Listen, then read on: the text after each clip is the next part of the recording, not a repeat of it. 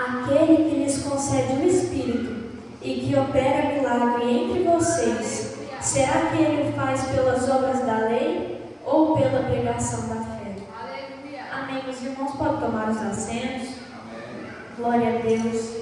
Palavra maravilhosa em que Paulo aqui indaga porque esse pessoal aceitou Jesus pela pregação, pela fé, começaram uma caminhada pelo Espírito, mas vai passando o tempo, nós olhamos para dentro de nós mesmos, enxergamos erros e nós queremos terminar a nossa caminhada com a força do nosso próprio braço. Não é verdade?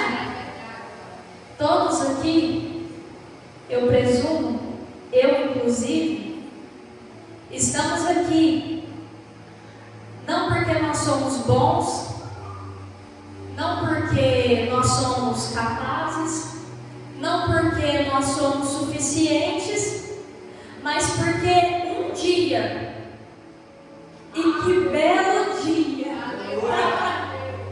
e que dia maravilhoso, que dia abençoado, bendito seja o dia que nós ouvimos a mensagem da cruz.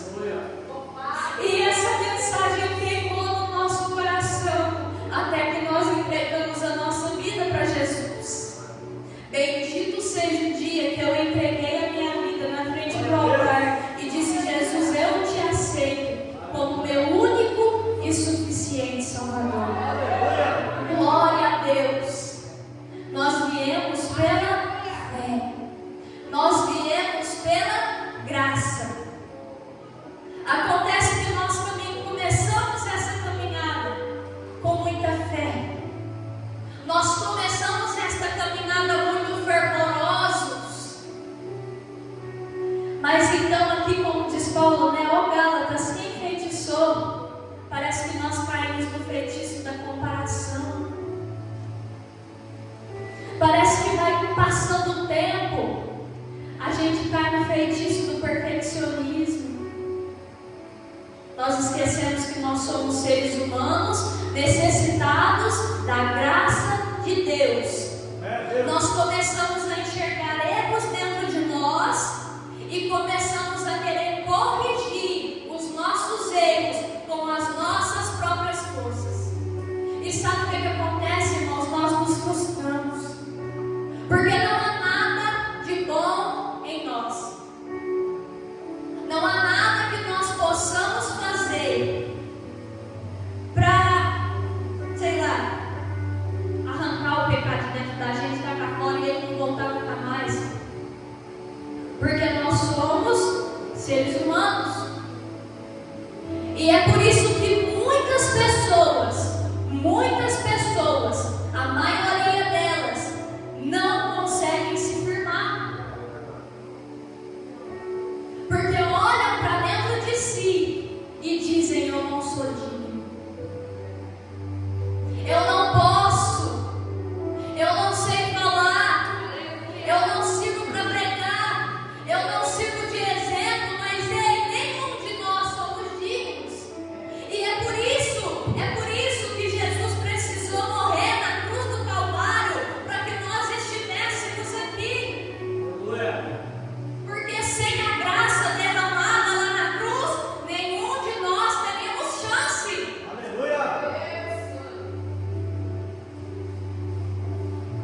Só que nós queremos nos santificar primeiro, para depois nos apresentarmos a Deus. Nós queremos consertar as veredas primeiro, antes de nos apresentarmos a Deus, sendo que é o Espírito Santo que convence. É o sangue de Jesus que nos purifica de todo o pecado. É a graça de Jesus que nos faz acordar e caminhar todos os dias das nossas vidas. Nós dizemos assim: eu vou parar de fornicar primeiro, depois eu venho.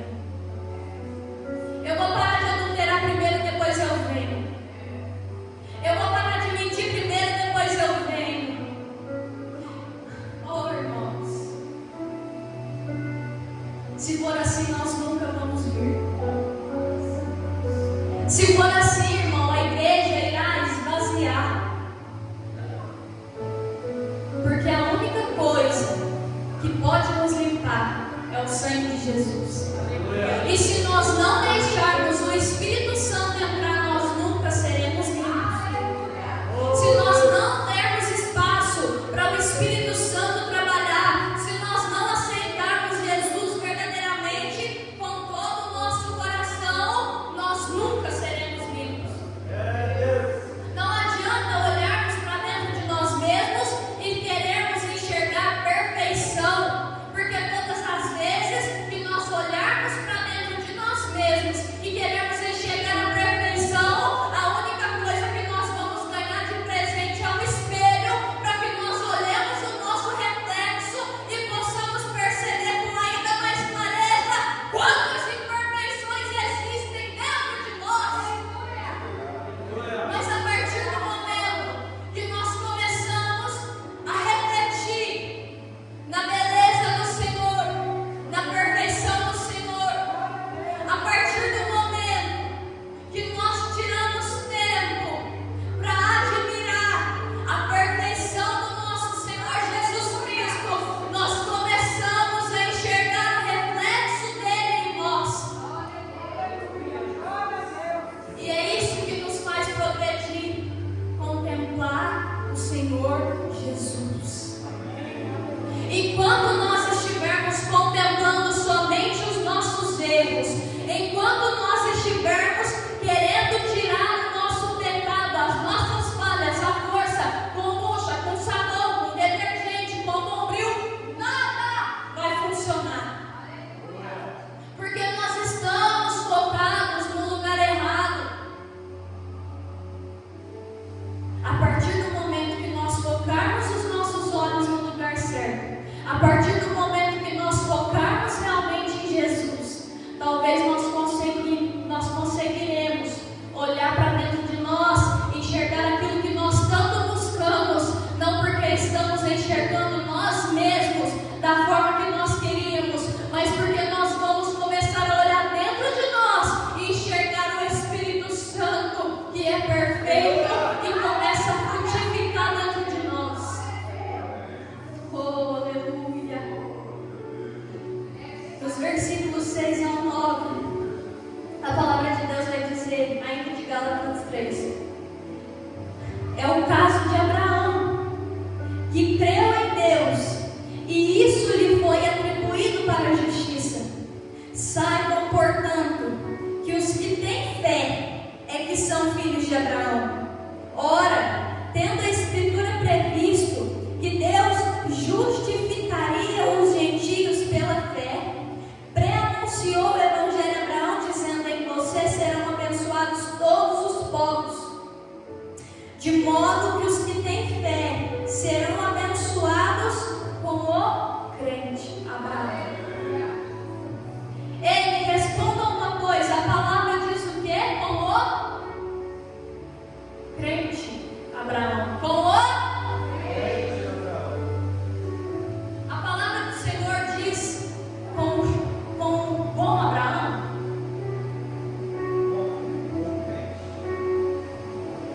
A palavra do Senhor diz com o suficiente Abraão.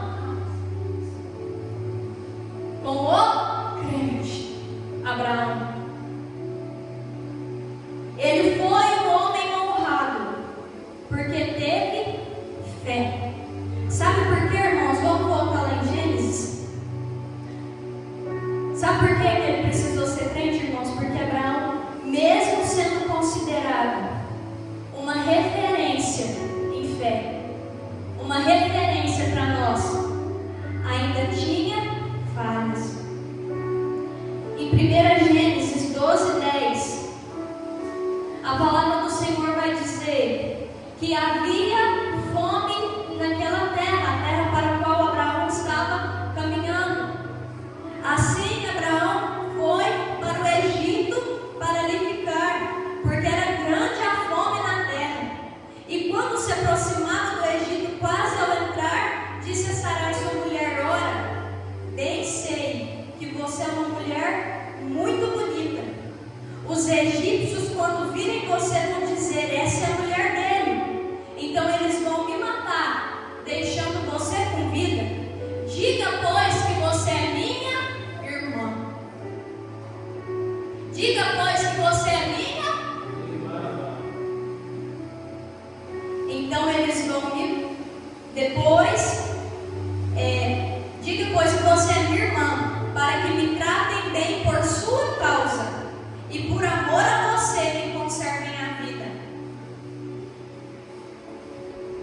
Abraão não poderia ter fugido para outro lugar, se escondido em outro lugar. Abraão não poderia ter tido fé que o Senhor sustentaria naquele lugar para o qual Deus o estava guiando. Mas não. Ele preferiu ocultar a verdade. Disse: olha, Sara, a gente está indo, mas minha esposa, você é linda. E quando a gente chegar lá, certamente eles vão me matar e te conservar com vida. Então faz o seguinte: na hora que a gente chegar lá, fala que você é minha irmã, porque aí fica tudo bem, eles vão me tratar bem. E é isso que acontece, realmente. Tendo Abraão entrado no Egito, os egípcios viram que a mulher era de fato muito bonita. Os príncipes de Faraó a viram e foram elogiá-la diante de Faraó. E a mulher foi levada para a casa de Faraó. Vocês têm noção de como ficou o coração de Sara? Sendo agora tirada do seu marido e sendo levada para a casa de Faraó. Foi certo? E ele permanece sem referência na Bíblia.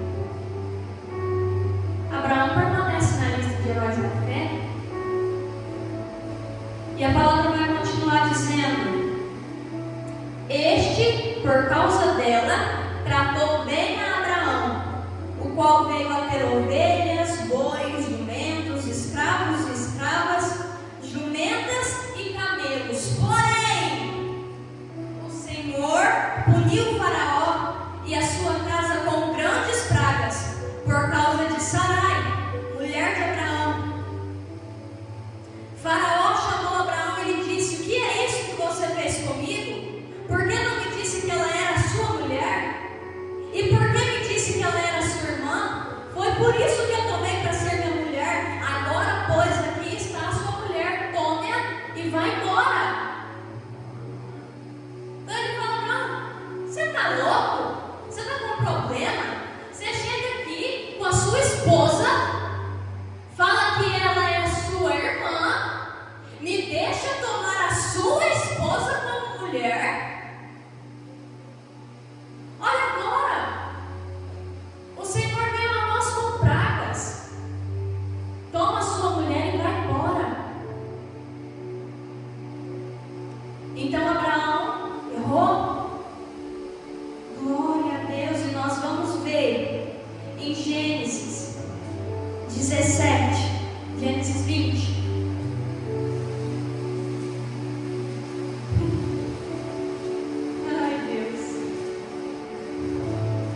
Abraão partiu dali e foi para a terra do Negueb. Habitou entre Cádiz e Sur e morou em Gerar. Abraão dizia que Sara, a mulher dele, era sua. Sara era sua irmã. Irmão, perdão,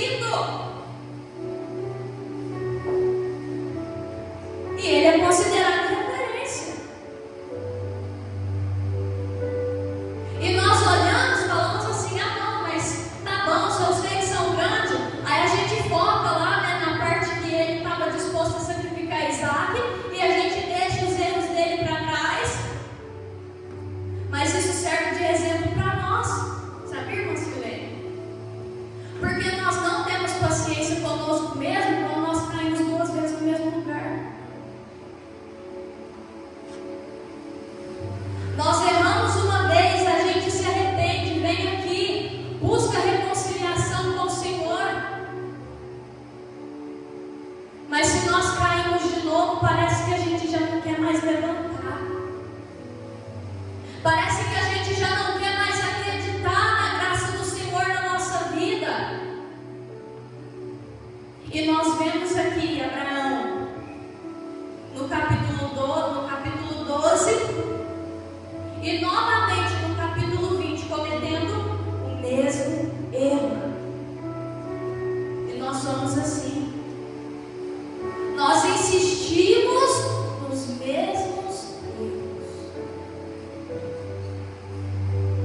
E lá no versículo 17 do 20 vai dizer: e Abraão intercedeu junto a Deus, e ele curou Abimeleque, a mulher e as servas dele, de modo que elas pudessem ter filhos, porque o Senhor havia tornado estéreis todas as mulheres da casa de Abimeleque, por causa de Sara, mulher de Abraão.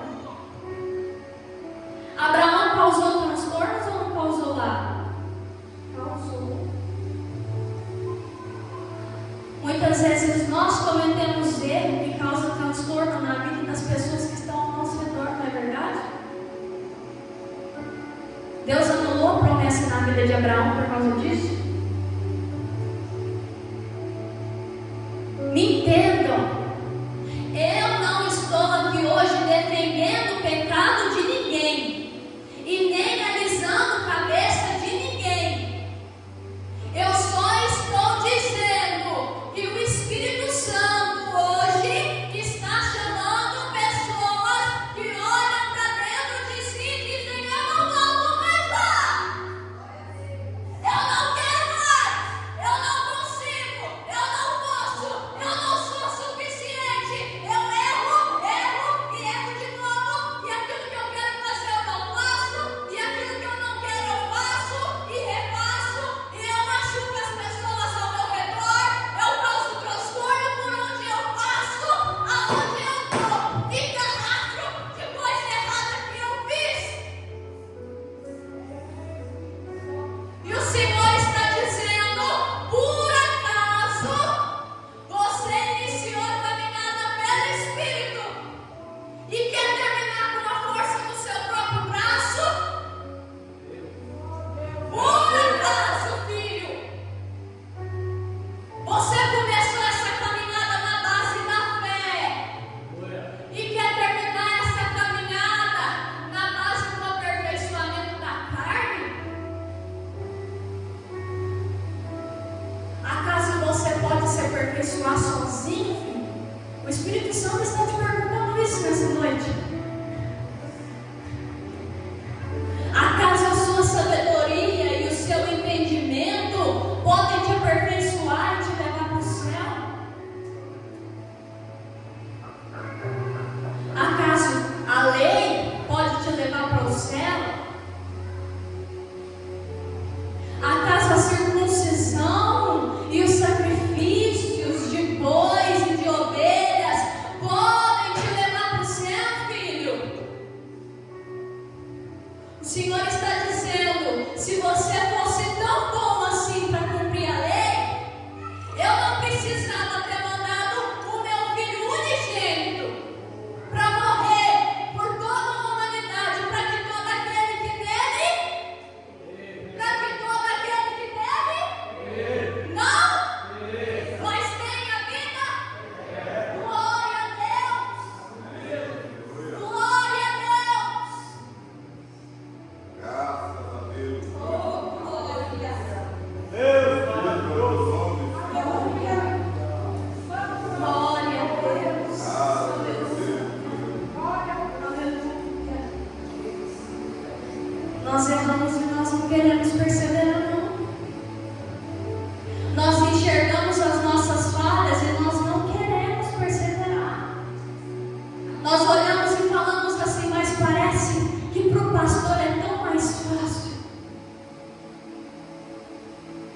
Mas parece que para a pastora é tão mais fácil.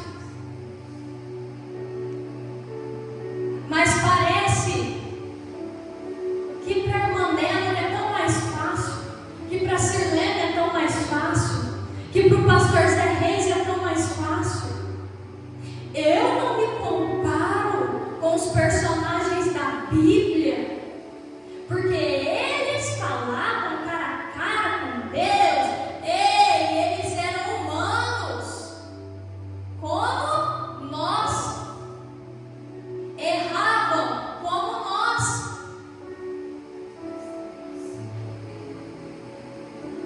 Só que havia uma diferença.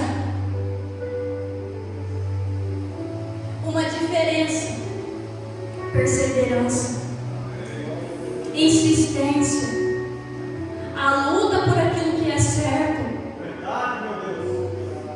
Porque Abraão continuou a sua caminhada e foi desenvolvendo a sua fé. Abraão se desenvolveu no Senhor. E hoje em dia nós não vemos perseverança em nada. Irmãos, é uma luta para qualquer coisa na vida. A pessoa começa a faculdade, ela quer trancar no meio do caminho. A pessoa começa num serviço novo, ela já quer chutar o balde, ela pede conta e ela vai para outro serviço e ela pede conta porque não tem perseverança. Perseverar, irmãos, é mais difícil do que começar. Mas se nós começarmos um monte de coisa e não perseverar em nenhuma, que resultado nós teremos?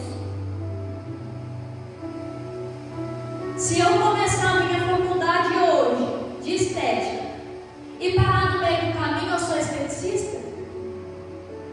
Tranquei a faculdade, fui para medicina. Comecei a faculdade de medicina, parei no primeiro mês, eu sou médico? Mais um trancado. Comecei direito, parei direito, no meio do caminho, eu sou advogado? Trancou mais um. Mas agora vamos mudar. Se eu começar uma faculdade, pegar deter em todas as matérias, tiver que pagar todas as matérias, passar raspando em todas as matérias, mas perseverar, me esforçar, demorar 10 anos para terminar um curso de 3, eu sou. Se eu começar a minha caminhada na fé e parar no meio do caminho, tem coroa da vida? Se eu começar a tropeçar, insistir, pedir perdão,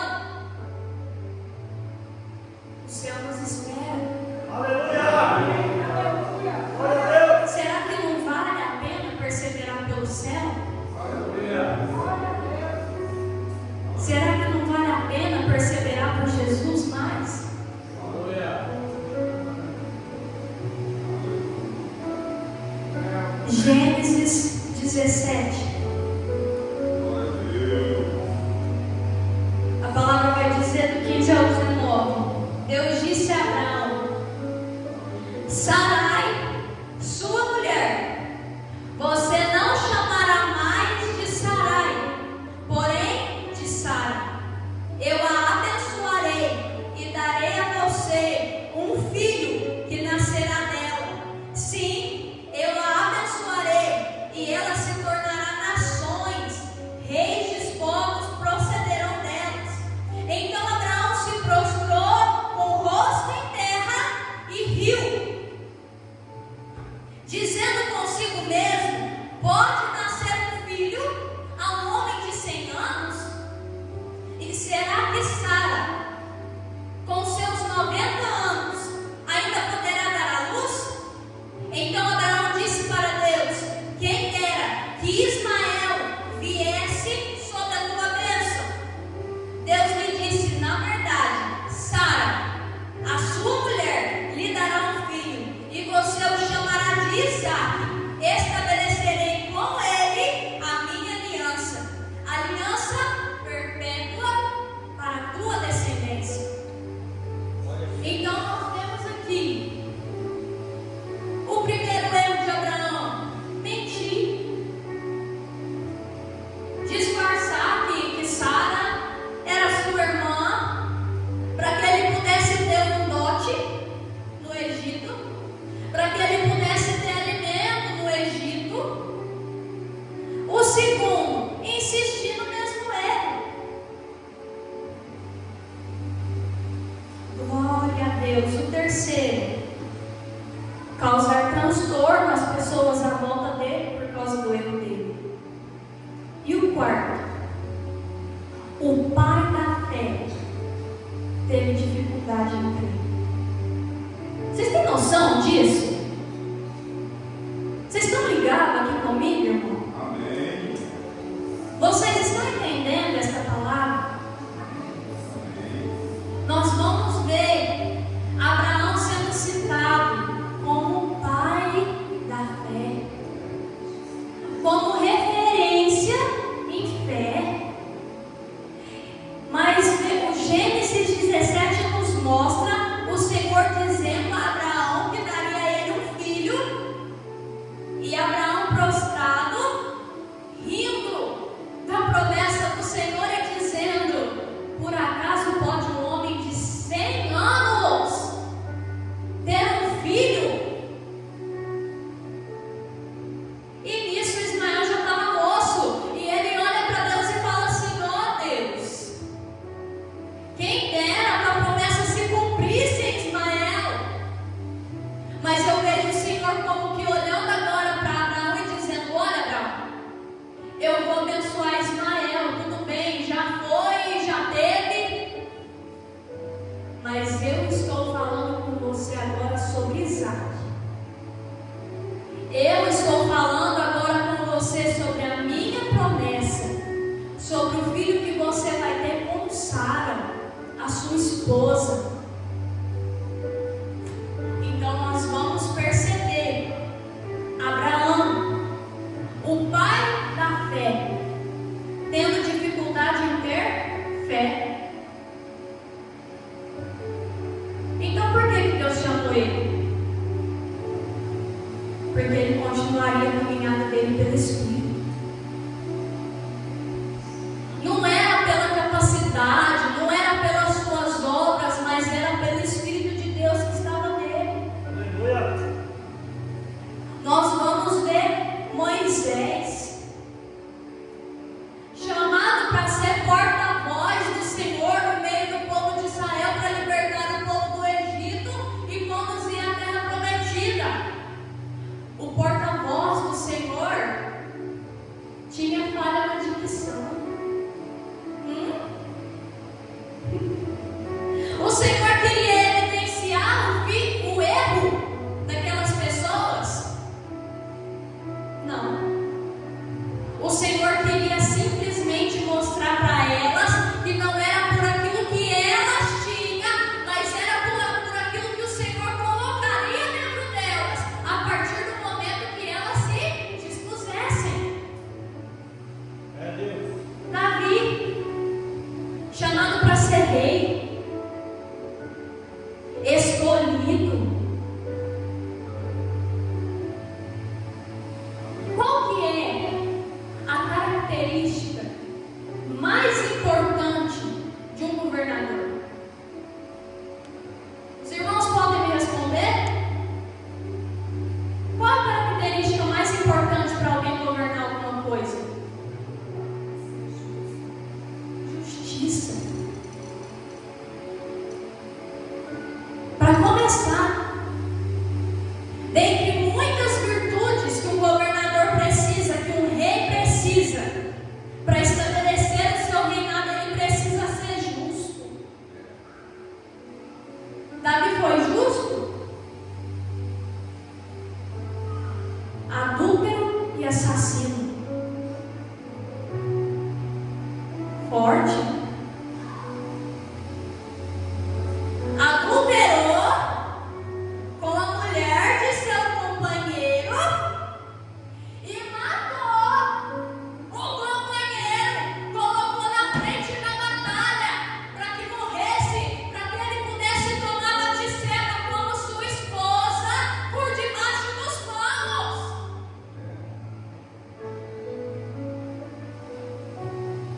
Deus queria evidenciar os erros de Davi. Só que era pelo Espírito que Deus colocaria em Davi, era pela unção que ele teria para ser rei, e não pelo quanto ele era bom. Davi continuou no erro? Não.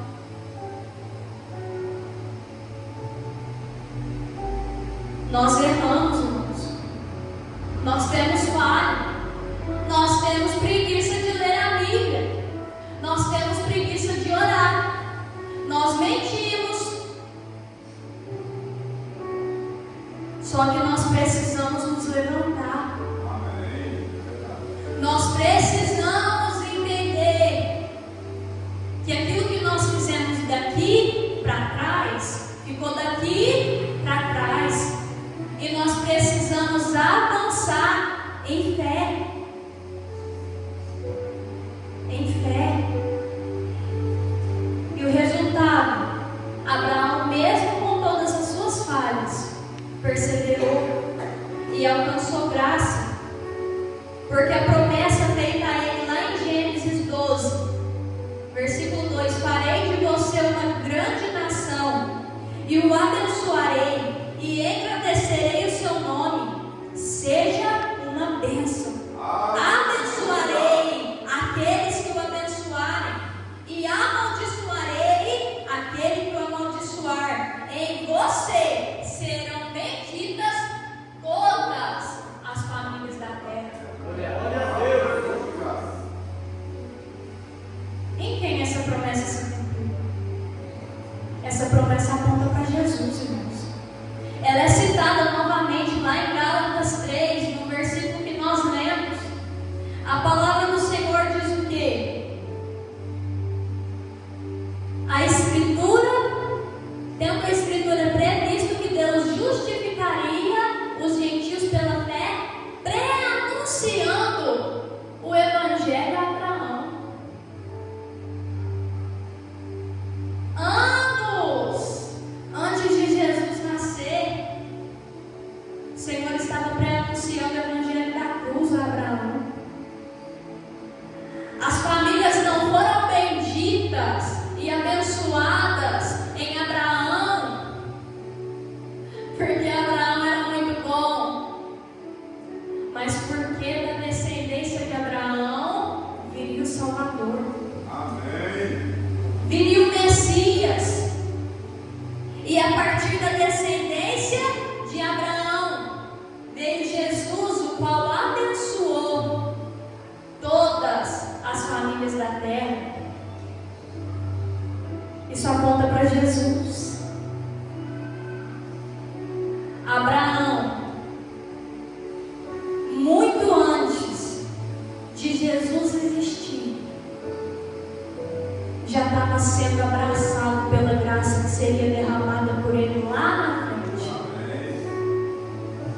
Abraão lá atrás, com suas falhas, com seus pecados, estava sendo envolvido pela graça que foi jorrada na cruz do Calvário. Aleluia. Aleluia. Vamos continuar e eu termino. Gálatas, do 3 ao 10, vai continuar dizendo: pois todos os que são das obras da lei estão debaixo de maldição, porque está escrito: maldito todo aquele que não permanece em todas as coisas escritas no livro da lei para praticá-las. Tem algum ser humano que conseguiria praticar todas as leis por toda a sua vida? Não temos. Era um fardo demais, era um fardo pesado demais para nós. Era um jugo pesado demais para nós. E a lei chama de maldito todo aquele que começa cumprindo e depois não dá conta de cumprir o resto. 11. E é evidente que pela lei ninguém é justificado diante de Deus, porque o justo viverá pela fé. Ora, a lei não procede da fé, mas aquele que observar os seus preceitos, por eles viverá. Cristo nos resgatou da maldição da lei, fazendo-se Ele próprio maldição em nosso lugar, porque está escrito: maldito todo aquele que for pendurado em madeira, para que a bênção de Abraão chegasse aos gentios em Cristo Jesus, a fim de que recebêssemos pela fé o Espírito prometido. Muitas vezes nós olhamos para dentro de nós e dizemos assim: eu sou um maldito, eu não consigo dar 3 passos sem fraquejar. Eu levanto bem, eu levanto muito alegre, eu levanto muito sábio num dia, eu dou 1, 2, 3 passos, já quero quebrar a casa na cabeça do meu marido. Maldito! Nós olhamos para dentro de nós mesmos e nós sentimos raiva de nós às vezes. Mas Jesus já se fez maldito por você naquela cruz. Lá naquela cruz acabou toda e qualquer maldição.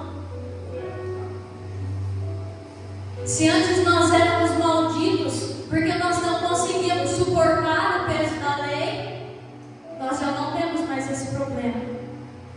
Porque lá na cruz toda maldição foi quebrada, para que hoje eu e você estivéssemos aqui. Será que nós conseguimos entender a dimensão do amor do Senhor? Versículo 17: e digo isto, uma aliança já anteriormente confirmada por Deus não pode ser revogada pela lei, que veio 430 anos depois a ponto de anular a promessa. Porque se a herança provém de lei, já não decorre de promessa, mas foi pela promessa que Deus a concedeu gratuitamente a Abraão. E o Espírito Santo me impulsiona a dizer que as promessas ainda estão de pé. Aleluia! O Espírito Santo me impulsiona a dizer que os planos dele permanecem os mesmos para você. Glória a Deus! O Senhor fez uma promessa a Abraão. Abraão errou, Abraão caiu, mas a promessa não saiu sobre Abraão, porque em tudo o Espírito Santo o ajudava. Em tudo o Senhor estava com ele. A promessa está de pé. Glória a Deus! A palavra do Senhor está de pé. Porque quando Ele te chamou, Ele já te conhecia. Maravilha, Deus! Você acha que quando Deus chamou Davi, Ele não sabia de tudo que aconteceria? Será que Ele não sabia que Davi ia cair, irmãos? Será que Ele não sabia que Abraão ia cair, irmãos? Contudo, desde o ventre da mãe nós somos chamados e escolhidos para um propósito. Aleluia! Aquilo que Deus tem na nossa vida, Ele não decidiu do nada, por acaso, e falou: agora a Sirlene vai ser a dirigente das irmãs.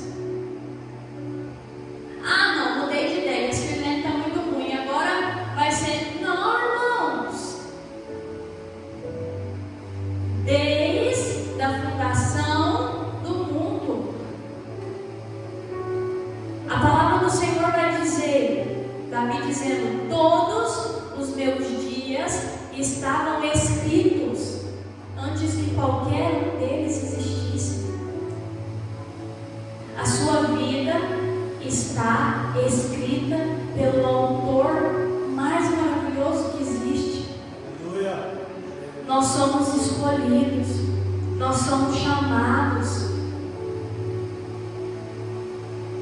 Saul reinou por aproximadamente 40 anos.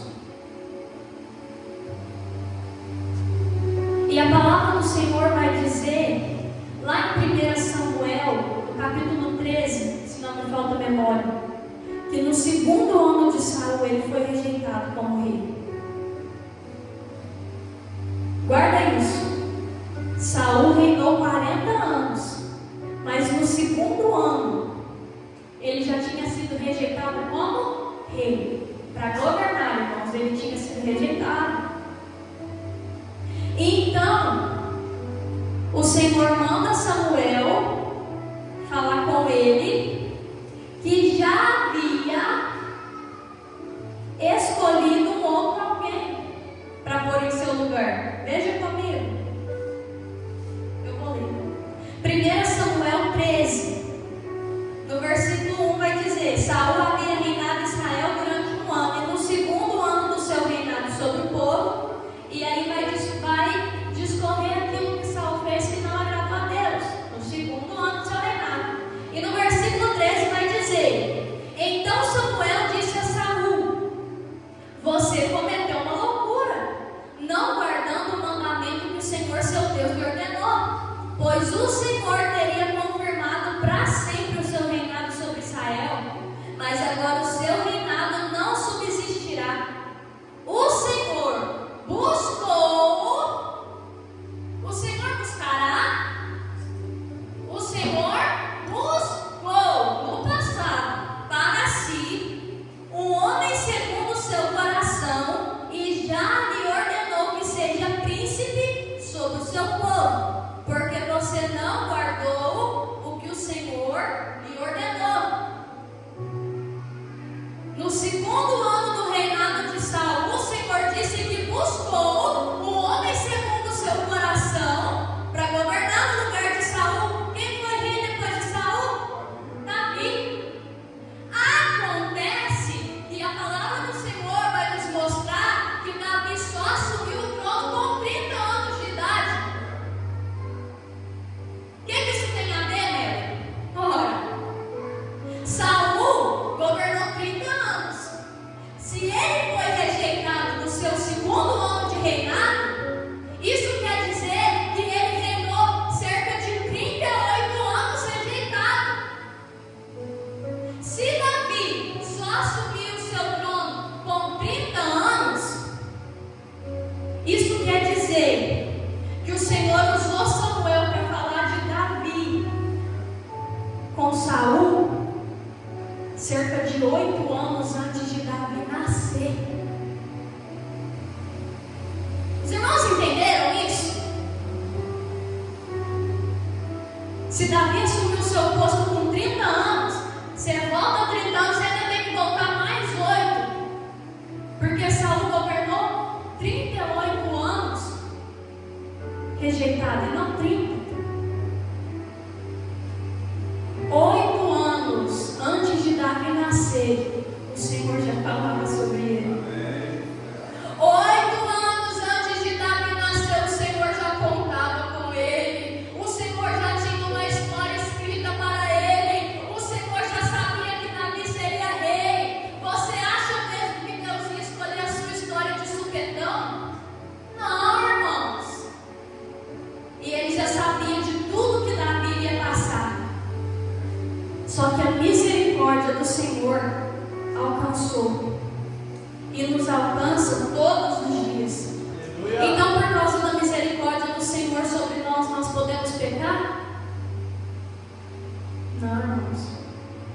Porque nós não estamos mais debaixo do peso da lei, mas nós estamos em Cristo Jesus. Nós estamos firmados na cruz do Senhor. E a palavra do Senhor vai dizer em 2 Coríntios 5,17 que quem está em Cristo é nova criatura. E assim, se alguém está em Cristo é nova criatura, as coisas antigas já passaram, eis que se fizeram novas. Quem está em Cristo é nova criatura, irmãos. Não é porque nós não estamos mais debaixo da lei que nós vamos viver a nossa vida à torta e à direita.